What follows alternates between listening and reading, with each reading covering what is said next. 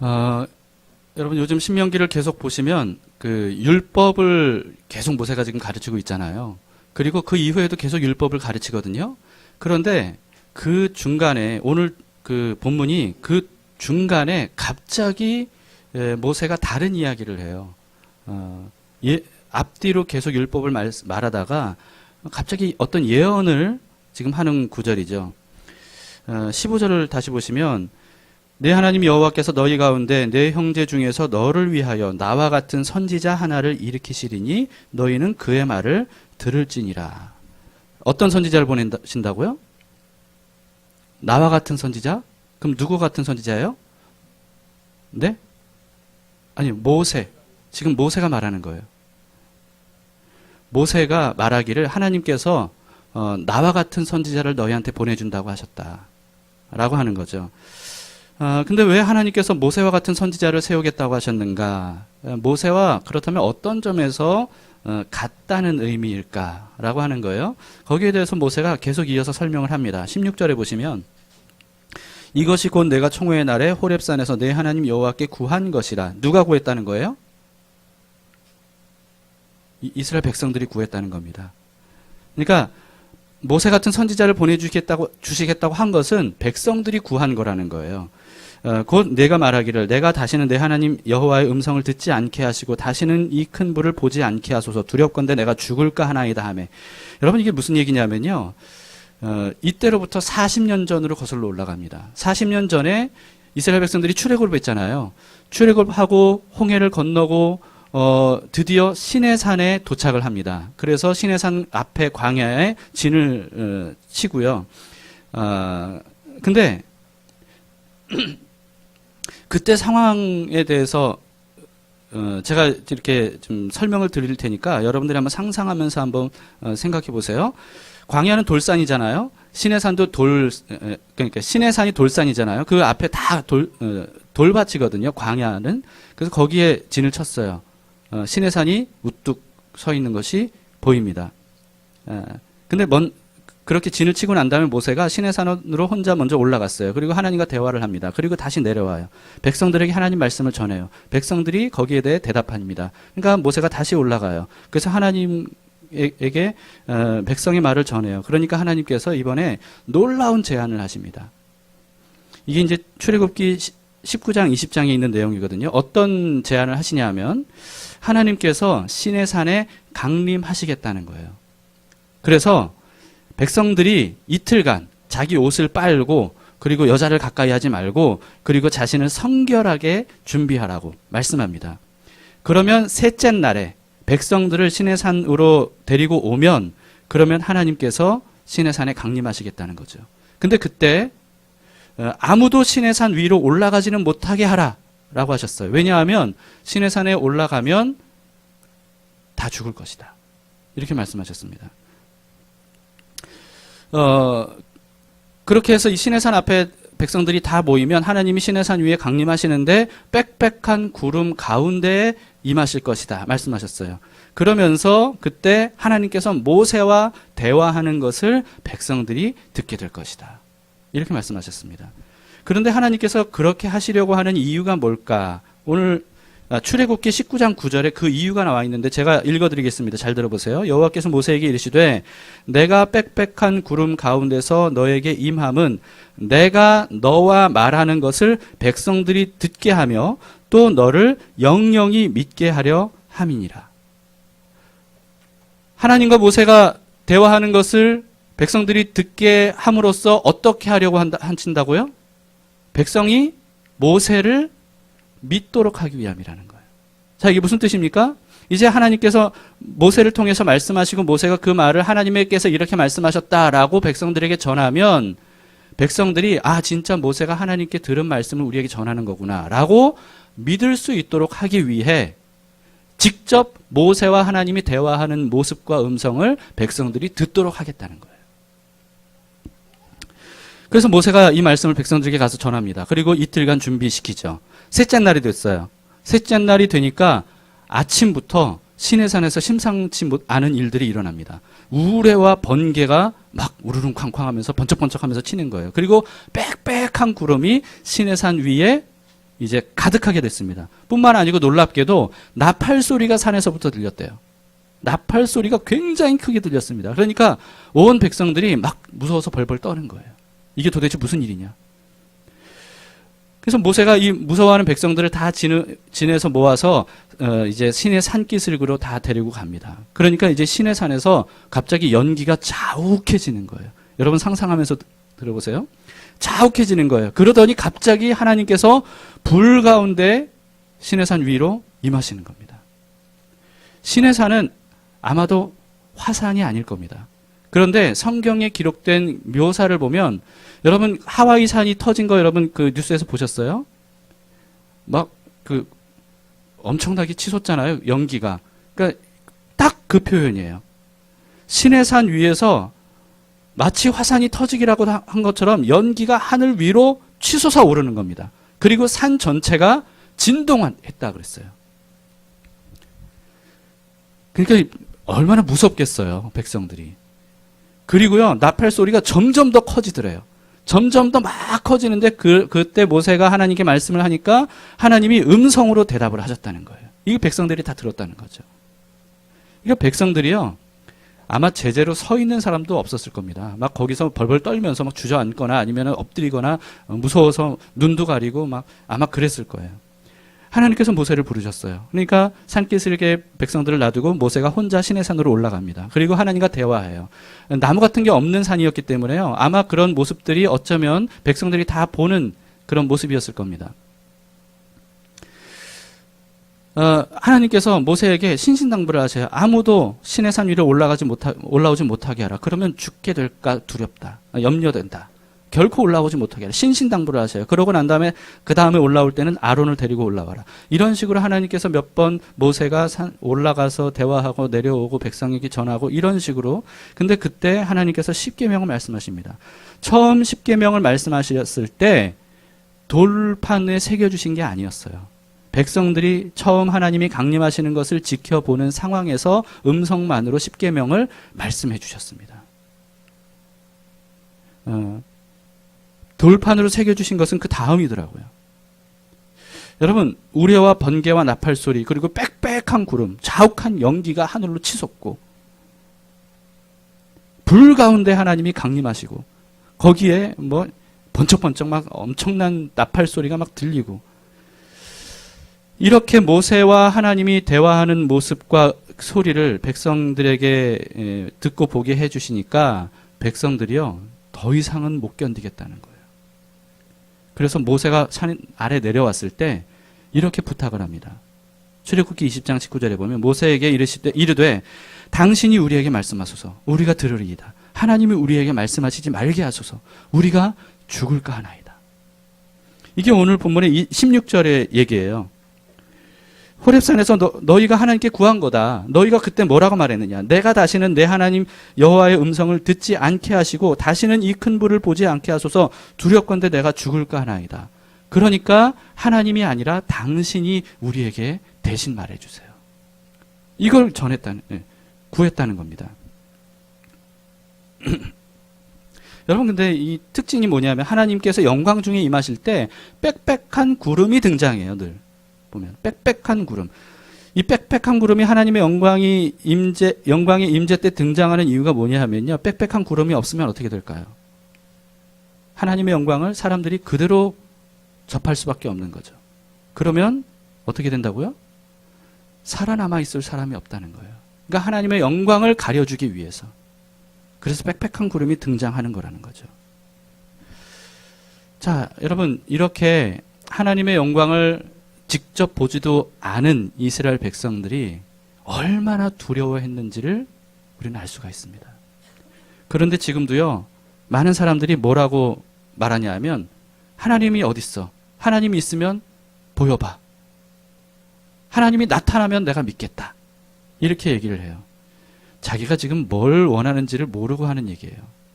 그리스도인들조차도 이렇게 구하는 경우가 많이 있습니다. 하나님 한 번만 봤으면 좋겠습니다.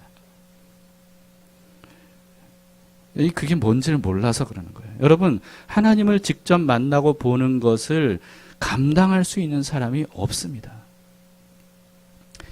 우리가 태양을 똑바로 쳐다볼 수 있나요? 쳐다볼 수 있는 사람이 없어요. 최소 실명입니다. 태양이 조금이라도 가까우면 그러면 살아남을 사람이 없어요. 햇빛이 조금만 강렬해서 뜨거워도 우리는 못 견디잖아요. 에어컨 없이는 못 살잖아요. 여러분, 근데 그 태양이 굉장히 크다는 거 우리 모두가 다 알죠. 지구의 109배 크기래요. 지구의 109배 크기. 근데 우주에는요, 태양보다 훨씬 크고 훨씬 뜨겁고 밝은 별들이 수도 없이 많다고 합니다.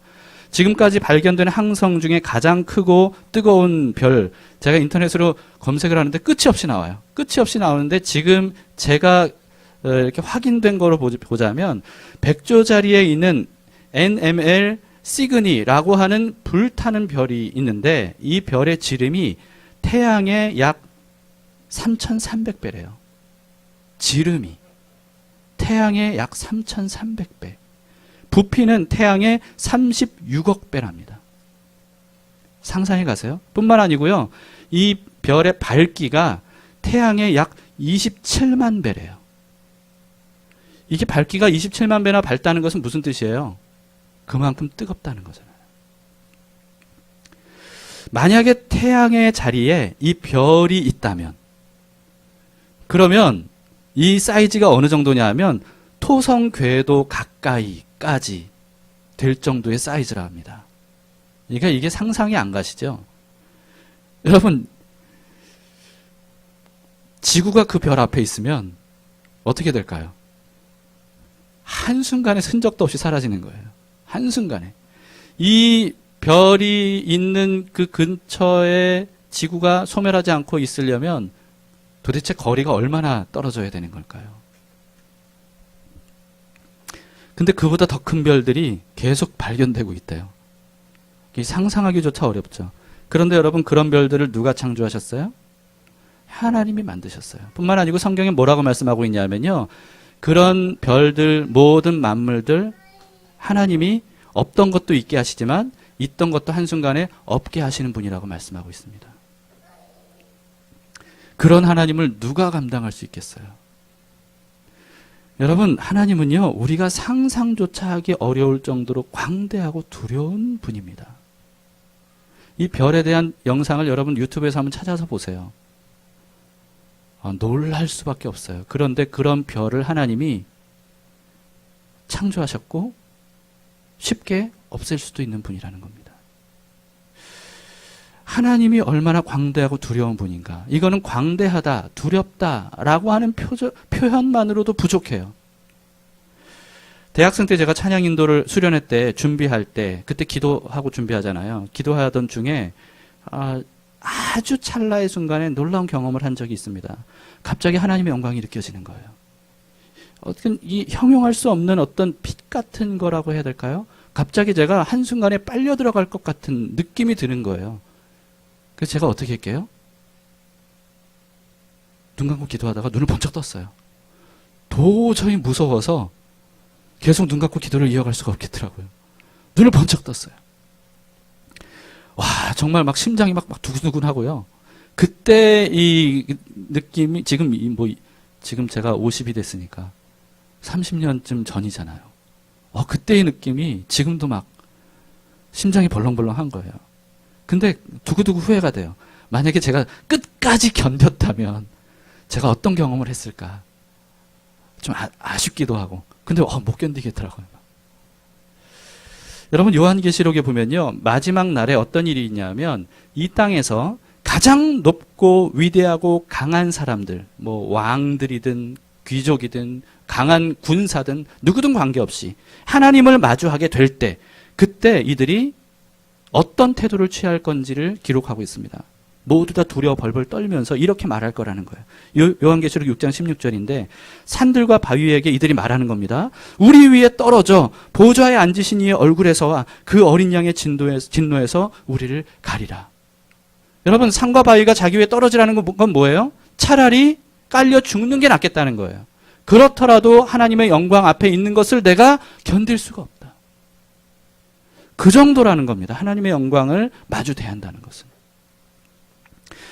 여러분, 우리의 가장 큰 문제는 뭡니까? 이렇게 크고 광대하시고 두려우신 하나님이신데, 그런데 하나님에 대한 경외심을 우리가 잃어버렸다는 거예요. 경외심이 뭐예요? 경이로운 나머지 두려움을 느끼는 마음. 이게 바로 경외심이에요. 오늘날 하나님을 경외하는 사람이 거의 없어요. 그리스도인들조차 하나님을 경솔히 여기는 것을 아무렇지도 않게 여기는 이런 시대입니다. 우리는 하나님을 제대로 경외하고 있나요?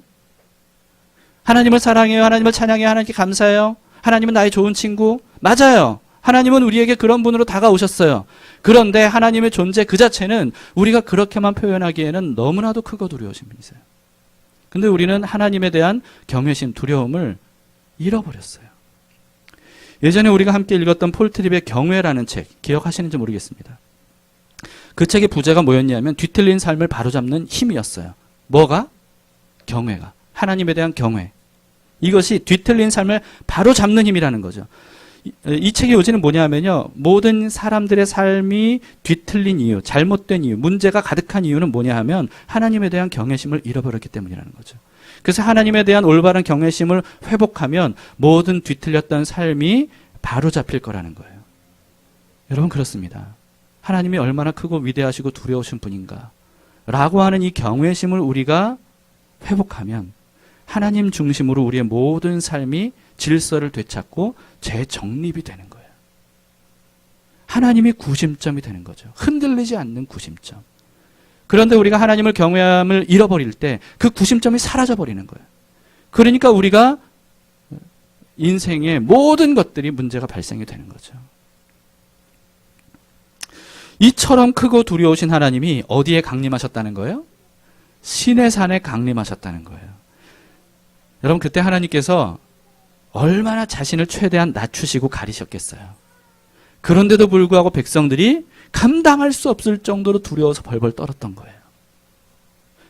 몇 마디 하나님의 음성을 듣지도 못하고 모세에게 부탁하는 거죠. 제발 하나님이 직접 우리에게 말씀하지 않게 해주세요. 이제는 당신이 전해주는 말을 우리가 하나님 말씀으로 듣겠습니다. 그 후로 하나님께서 모세를 통해 말씀하시는 겁니다. 여러분, 그래서 백성들이 모세의 말을 듣지 않고 거역하는 것을 하나님이 어떻게 취급하십니까? 하나님 말씀을 듣지 않고 거역한 것으로 취급하시는 거예요. 그래서 징계하셨던 거죠. 그 이후 40년이 지나서 지금 신명기, 가나안을 눈앞에 둔 상황에서 이제 모세는 하나님의 말씀을 직접 듣고 전해줄 수 없게 됩니다. 왜 그렇죠? 모세가 가나안 땅에 들어가기 전에 죽을 거예요. 그 시점에 모세가 하나님의 중요한 언약을 백성들에게 전해주는 겁니다.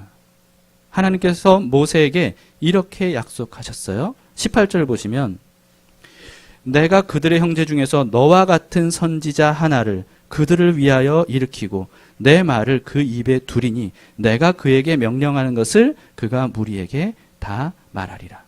자, 한 번 더 직접 하나님 말씀하신 것을 지금 반복했죠. 19절에 이어서 보시면 누구든지 내 이름으로 전하는 내 말을 듣지 아니하는 자는 내게 벌을 받을 것이라. 하나님 말씀하셨습니다. 여러분, 모세 이후로 성경에 보면 많은 선지자들이 등장했어요. 그런데 그들은 여기서 말씀하신 모세와 같은 선지자는 아닙니다. 15절과 18절에 보면 분명히 말씀하기를 뭐라고 되어 있냐면 모세와 같은 선지자 하나. 모세와 같은 유일한 선지자를 보내겠다고 말씀하신 거예요. 여러 선지자들이 아니라. 여러분, 이 모세와 같은 유일한 선지자가 누굽니까? 예수 그리스도예요. 하나님을 직접 대면해서 받은 말씀을 백성들에게 그대로 전해줬던 모세처럼 예수님이 바로 그런 분이라는 거죠. 여러분, 우리가 찬양으로 불러서 익히 알고 있는 이사야 예언이 있습니다. 오라 우리가 여호와의 산에 올라. 익숙하시죠? 이사야가 이런 말씀했습니다. 많은 백성이 가며 이르기를 오라 우리가 여호와의 산에 오르며 야곱의 하나님의 전에 이르자. 그가 그의 길을 우리에게 가르칠 것이라. 우리가 그 길로 행하리라 하리니 이는 율법이 시온에서부터 나올 것이요 여호와의 말씀이 예루살렘에서부터 나올 것임이니라. 이사야의 예언입니다. 여러분 근데 보세요. 율법은 원래 어디서 나왔어요? 율법은 원래 어디서 나왔습니까? 모세가 어디서 율법을 받았죠? 시내산이었어요. 시내산에서 여호와 율법을 받았잖아요. 근데 이사야는 뭐라고 예언하고 있어요? 율법이 어디서 나올 거라고요? 예루살렘에서. 예루살렘은 시온산에 있어요. 시온산 곧 예루살렘에서 여호와의 율법이 나오게 될 거라고 얘기하고 있어요. 그리고 이 시온산이 여호와의 산이라고 말하고 있어요. 그래서 오라 우리가 여호와의 산에 오르자. 신의 산이 아니라. 신명기에서 자주 반복된 말씀이 있죠. 그 신명기를 여러분 큐티하셨으면 자주 보신 구절이 있을 거예요. 여호와께서 자기 이름을 두시려고 택하신 곳, 택하실 곳. 이게 신명기서에 굉장히 많이 나와요. 근데 그게 어디예요? 시온산, 예루살렘이에요. 예루살렘. 왜 하나님께서 자기 이름을 두시려고 예루살렘을 선택하셨을까요? 왜냐하면 장차 예수님께서 예루살렘에서 하나님의 구원의 말씀을 선포하시고 그리고 거기서 하나님의 구원의 약속을 성취하실 것이기 때문에 그래요. 여러분 요한복음에 보면 요한이요. 예수님을 어떻게 소개하고 있냐면 예수님이 하나님의 말씀을 듣고 전하는 모세 같은 사역을 하시는 정도가 아니라 예수님 그 자신이 하나님의 말씀 그 자체라고 말씀하고 있어요. 선포하고 있습니다. 예수님이 하나님의 말씀을 전해주는 정도가 아니라 예수님이 하나님의 말씀 그 자체라는 거예요. 예수님께서 백성들 앞에 공생애를 시작하시면서 등장하셨죠. 그리고 등장하시자마자 하셨던 그 유명한 산상수훈 말씀하셨습니다. 여러분 산상수훈은 어디에서 하신 말씀이에요? 예, 그래서 산 위에서 하신 교훈의 말씀, 산상수훈이라고 하는 거예요. 산 위에서 예수님이 백성들에게 말씀하셨어요. 그런데 산 위에서 모세가 신의 산 위에서 하나님의 말씀을 받아서 백성들에게 준 것처럼 예수님도 산 위에서 산상수훈을 말씀하실 때 모세의 율법을 자주 인용하셨어요. 근데 그때 뭐라고 말씀하셨냐면 모세의 율법에 이렇게 말씀하신 것을 너희가 다 들어서 알고 있지. 그런데 나는 너희에게 이렇게 말한다. 산상수훈에 이게 계속 반복이 돼요. 여러분 이게 무슨 뜻입니까? 예수님이 자신이 바로 모세와 같은 선지자로 오신 분이라는 사실을 확실히 알려주신 거예요. 그런데 모세와 다른 점이 있죠. 모세와 다른 점이 있어요. 모세는 뭐라고 백성들에게 늘 전해줬냐면 여호와께서 이르시되 이렇게 말씀하셨다. 이렇게 했어요. 그런데 예수님은 어떻게 하셨어요? 내가 말한다. 내가 이르노니 이렇게 말씀하셨어요. 왜냐하면 예수님은 어떤 분이에요? 요한복음 1장 1절에 이렇게 기록된 것처럼 예수님이 하나님의 말씀이자 곧 하나님이셔요. 그렇기 때문에 여호와 하나님이 이렇게 말씀하시되 이렇게 하지 않고 내가 이렇게 말한다 라고 하신 것은 예수님이 곧 하나님이시라는 거예요.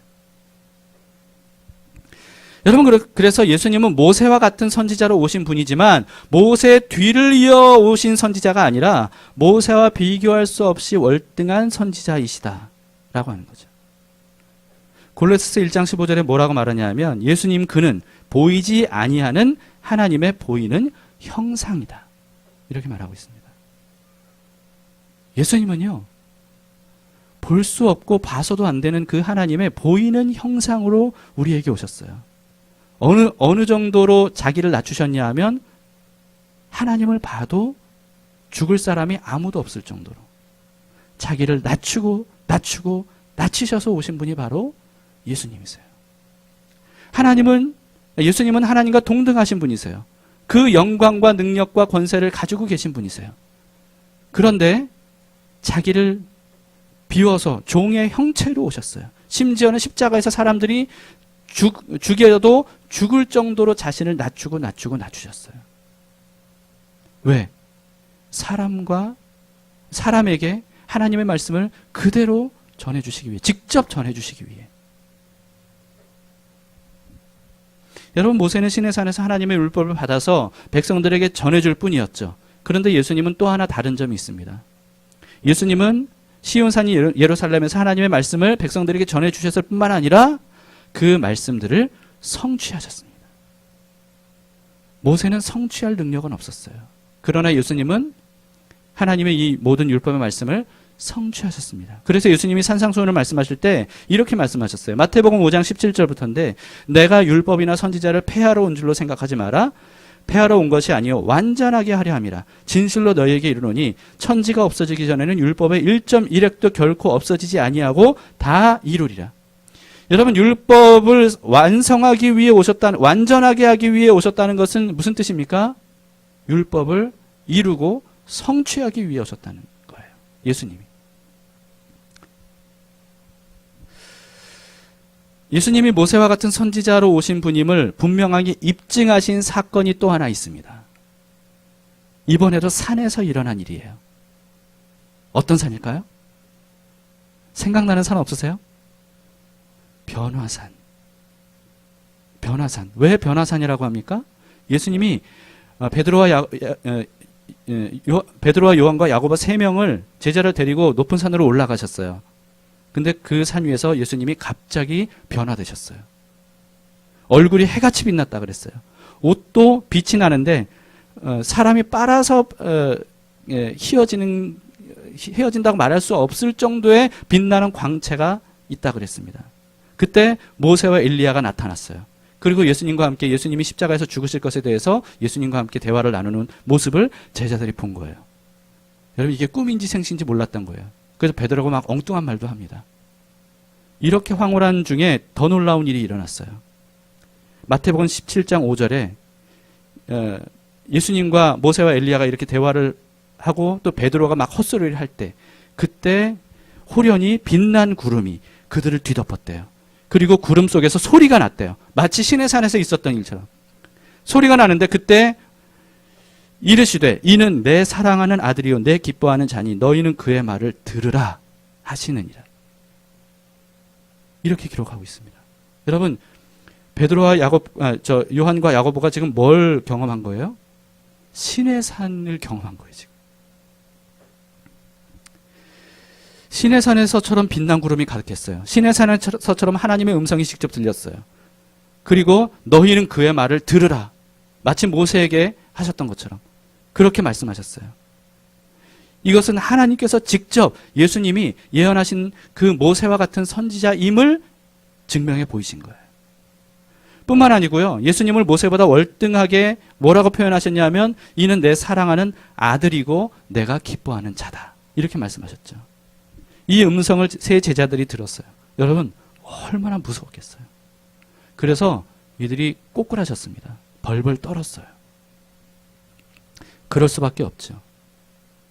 그 이후에 예수님은요, 자기가 바로 하나님께서 보내신 모세와 같은 선지자임을 직접 여러 말씀으로 증언하셨습니다. 그 중에 대표적인 말씀들을 보면 요한복음 12장 49절에 이렇게 기록합니다. 내가 내 자의로 말한 것이 아니요 나를 보내신 아버지께서 내가 말한 것과 이를 것을 친히 명령하여 주셨다. 이걸 내가 전하는 것이다.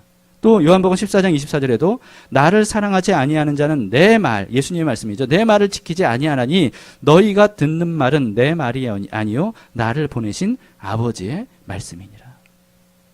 여러분, 그래서 예수님은 하나님과 동등한 분이시지만 자신을 하나님의 종으로 낮추셨어요. 사람의 모습으로 오셨어요.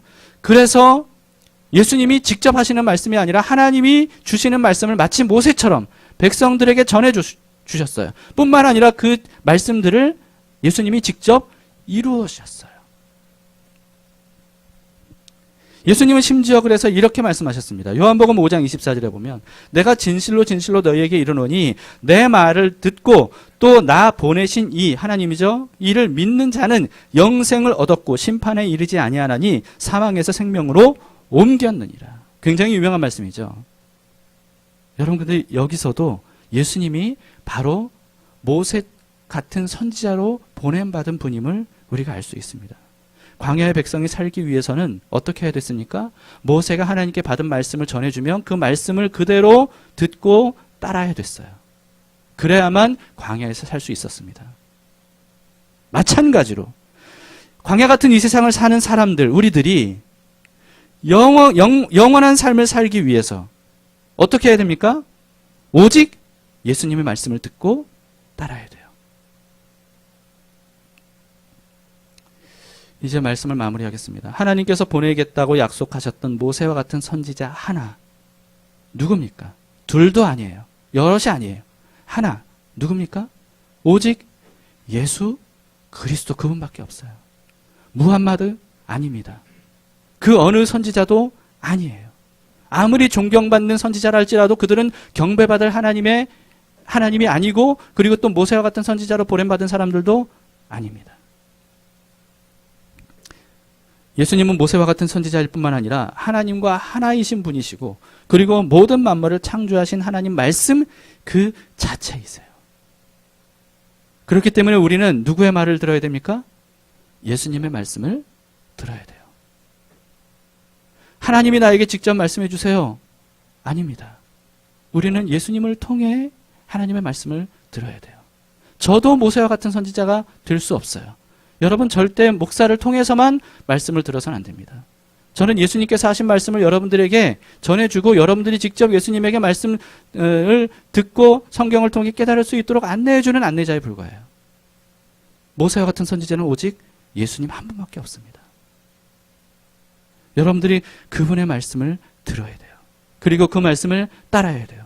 그래야만 구원을 얻을 수 있고 또 구원을 이룰 수 있습니다. 예수님의 말씀을 무시하면 구원을 얻을 수 있는 사람이 아무도 없습니다. 그리고 구원을 이루어갈 수 있는 사람도 아무도 없어요. 여러분, 우리는 그래서 예수님의 말씀, 예수님에 대한 말씀과 예수님이 하신 말씀, 이런 모든 성경의 말씀들을 날마다 묵상해야 돼요. 그리고 그 말씀을 따라야 돼요. 그래야 우리가 이 광야 같은 삶에서 살 수 있습니다. 김중곤 목사님 돌아가셨죠. CCC의 김중곤 목사님, 유명한 백문일답 예수 그리스도를 남기셨습니다. 백문일답. 수많은 우리 인생의 삶의 문제와 질문들이 있잖아요. 여기에 대한 해답이 단 하나라는 거예요. 오직 예수 그리스도. 우리가 살아갈 이유가 무엇입니까? 예수 그리스도. 우리의 질병을 치유하실 분은 누구십니까? 예수 그리스도. 우리를 영원히 구원하실 분은 누구십니까? 예수 그리스도. 우리의 삶의 문제를 해결하실 분은 누구십니까? 예수 그리스도. 백문이 있더라도 그 모든 답의 해답이 되시는 분이 예수 그리스도라는 거예요. 하나님이 우리에게 그런 분으로 예수님을 보내주셨습니다. 우리는 수많은 질문과 문제들이 있어요. 하나님은 거기에 대한 대답으로 예수님을 우리에게 보내주셨습니다. 여러분, 어떤 문제가 있든지 예수님을 바라보세요. 그분이 보냄받은 선지자이십니다. 하나님의 말씀을 온전히 전해주시고 그 말씀으로 우리를 살게 하실 수 있는 유일한 분이세요. 그 예수님이 심지어 우리 안으로 들어오셨어요. 우리 안으로. 모든 문제의 해답이 예수님 안에 있고 그 예수님이 우리 안에 계십니다. 그렇기 때문에 그분을 믿고 맡기세요. 그분을 늘 부르세요. 예수님 부르세요. 예수님, 나의 해답이 되어주세요. 나에게 대답해주세요. 나에게 하나님의 그 놀라운 말씀을, 그 능력의 말씀을, 있게도 하시고 없게 하시는 그 하나님의 말씀을 내 삶에 이루어주세요. 예수님께서, 하나님께서 약속하신 모든 것들을 우리의 삶에서 이루어 주실 줄 믿습니다. 이 믿음으로 예수님을 바라보실 수 있기를 축복합니다. 함께 기도합시다.